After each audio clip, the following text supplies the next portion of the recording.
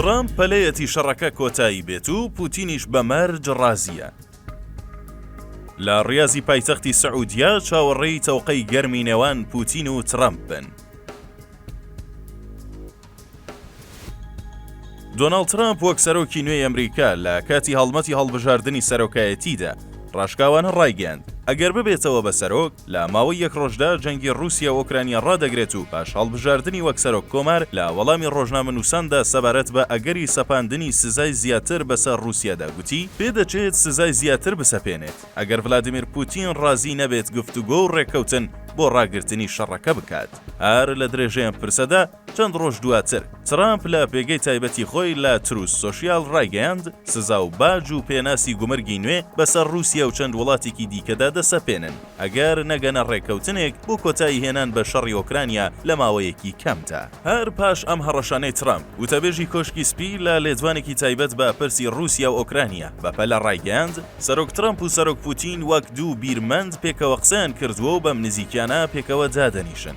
هەردووە بەدوایەم لێزوانەش خودی ترامپ ڕایگەاند سەرۆک پوتین حەزی بە کۆتایی هێنان بە شەڕە و بەم زوانە لە سعودیا بە بەشداری ئۆکرانیا دەست دەکرێت بە دانوستان. هەر لەم بارەشەوە بۆ دەستپێکردنی گفتوگۆی ڕاگررتنی جەنگەکە بەرپرسانی رووسیاش چەندین جار ڕایەنگەاند ئامادەن گفتوگۆ و دانوستان لەگەڵ ئۆکرانیا دەست پێ بکەن بەمەرجێک جیا لەوەی دەبێت کیف دەست لەو خاکە هەڵگرێت کە ئێستا لەلایەن سوپای رووسیاوە کۆنترۆل کراوە ئەوکات دەبێت واز لە پرسی ئەنجامبوون لە هاوپەیمانی ناتۆش بێنێت. لە بەرامبەریشدا وەزیری بەرگری ئەمریکا لە کۆبوونەوەی ناتۆدا ڕایگەیاند سەرەڕای بەرگری لە ئۆکرانیا و هەوڵ بۆ هەستانەوە و ڕاگررتنی شەڕەکە دەبێت ئەو ڕاستیش قبول بکرێت کە ئۆکرانیا ناتوانێت ئەو خاکەی کە رووسیا لە ماوەیەدا داگیری کردووە بەدەستی بێنێتەوە.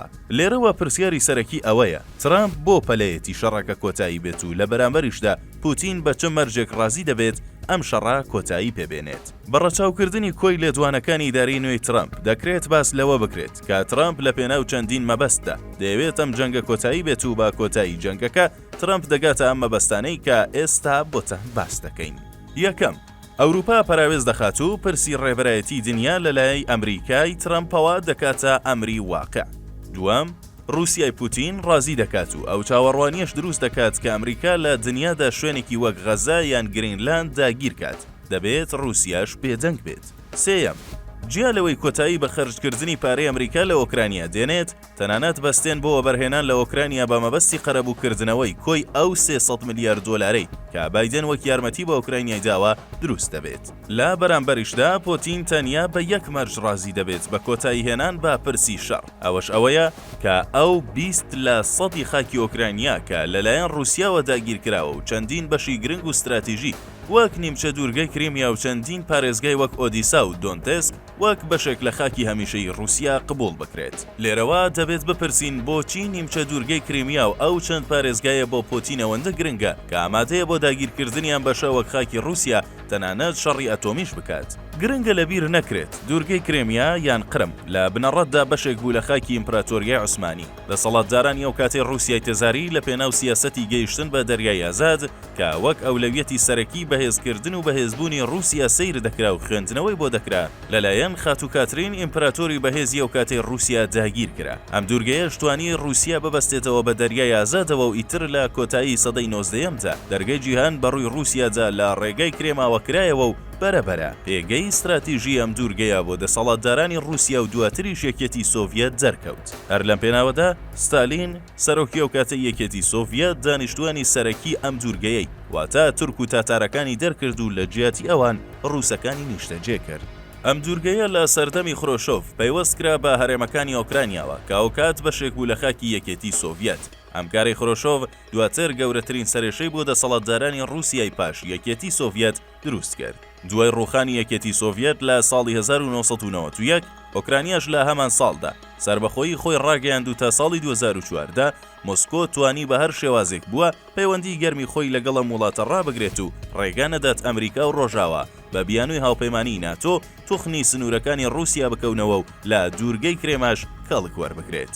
بەڵام ئەم دۆخە درێژەی نەکێشە چونکە لەلایەکەوە مۆسکۆ بە شوێن بیانودا دەگەڕا بۆ ئەوەی جارێکی دیکە ئەم نیمچە دوورگەیە جاگیر بکاتەوە و لەلایەکی دیکەشەوە. وڵاتانی ڕۆژاوە و ئەمریکاش بە دوای لاوازکردنی رووسیاوە بوون لە ڕێگەی ئۆکرانیاوە. هەرەمە وای کرد کە لە سەرەتای ساڵی 2004دا لە کیێڤی پایتەختی ئۆکرانیا خۆپێشاندانێکی گەورە بەڕێوە بچێت و داوای دەست لە کارکێشانەوەی یانوکۆڤیچ لە ئەنگری رووسیا و کۆتایی هێنان بە ڕێکەوتنی نێوان ئەم دوو وڵاتە کرا. دەرەنجام دژە ڕووسەکان و لایەنگرانی ڕۆژاوە سەرکەوتن و دوای ئەم سەرکەوتنەش یانوکۆڤیچ بە ناچاری بەرەو مۆسکۆ هەڵات و ڕۆژاوە و بەتایبەتیش ئەمریکا پشتگیری خۆیان لە دەسەڵاتی نوێی ئۆکرانیا ڕاکەیان.